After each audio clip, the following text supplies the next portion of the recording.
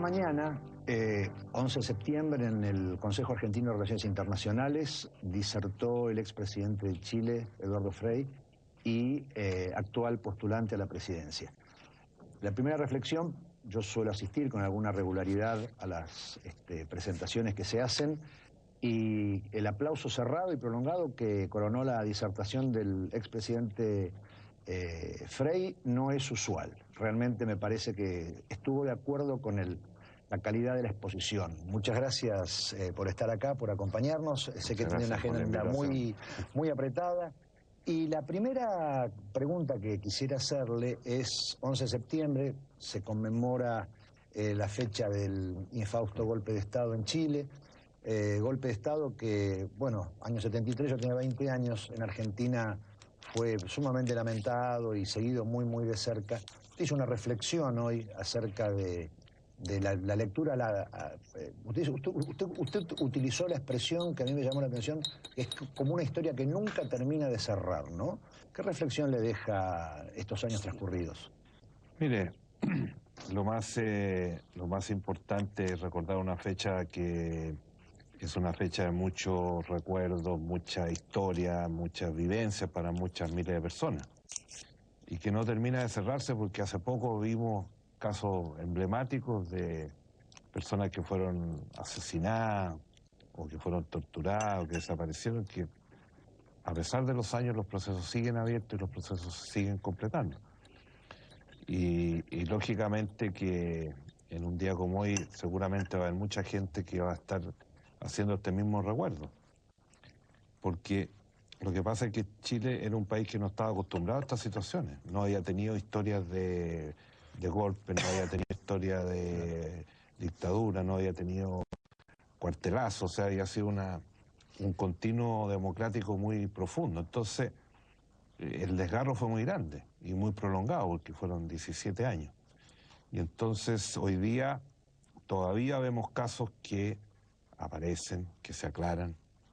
Y lógicamente entre ellos está el caso de mi padre. Mi padre fue, a mi juicio, asesinado porque después de casi más o menos 20 años de su muerte, se hizo una inspección a su tumba, se sacaron muestras.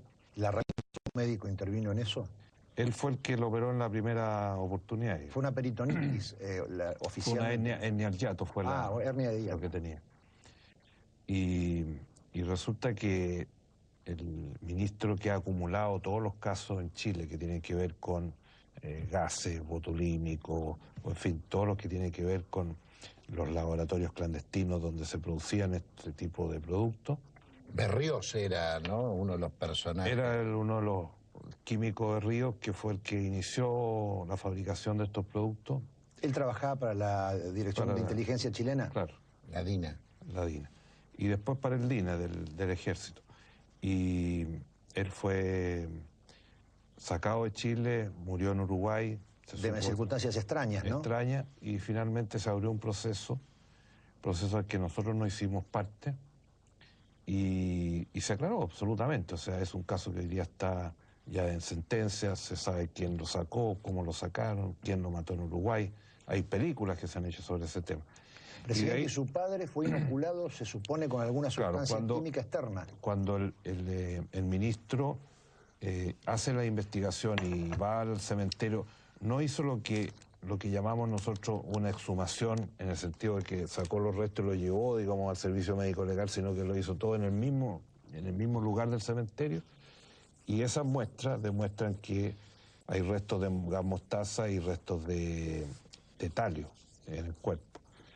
Y eso para mí es definitivo. O sea, me podrán contar cualquier cuento, pero eso es definitivo. Que haya gas mostaza ya. Entonces, ahora está el proceso, y en general el ministro Madrid ha ido aclarando todo, porque como él acumuló todos estos procesos, fue descubriendo los laboratorios clandestinos donde se producían estos productos, tenían una clínica donde operaban también. Son varios los casos.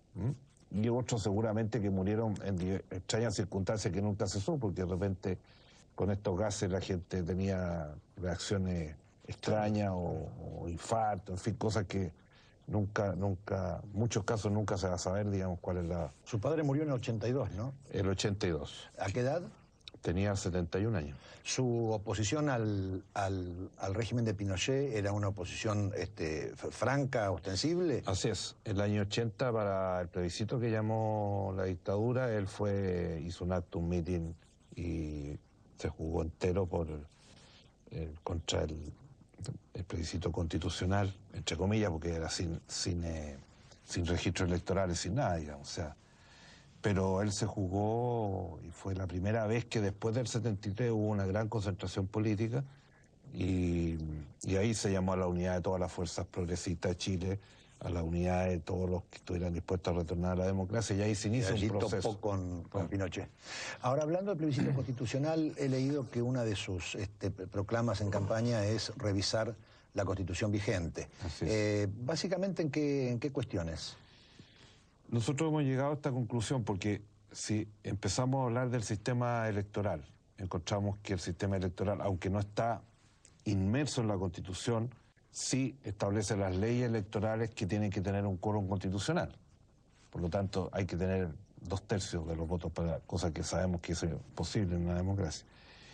Segundo, los temas regionales, en los temas de discriminación, en los temas de exclusión. Hay un conjunto de cosas que todavía marcan una impronta de una constitución que fue hecha en los años 80.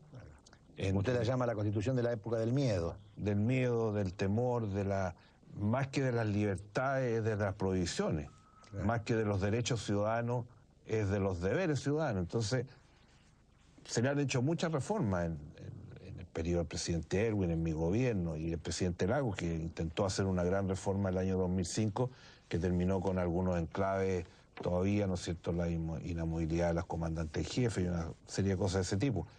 Pero al final, si uno mira el contexto en que se envuelve la sociedad chilena hoy día y cómo tiene que enfrentar el futuro, cuál es el rol del Estado en una sociedad moderna después de todas las crisis que hemos tenido, al final uno llega a la conclusión de que podrá hacer muchas cosas, pero al final la visión constitucional del país es central, porque de ahí derivan, ¿no es cierto?, los efectos económicos, los efectos políticos, los efectos sociales. Claro. Y por eso hemos planteado un cambio que tiene que hacerse con un amplio consenso.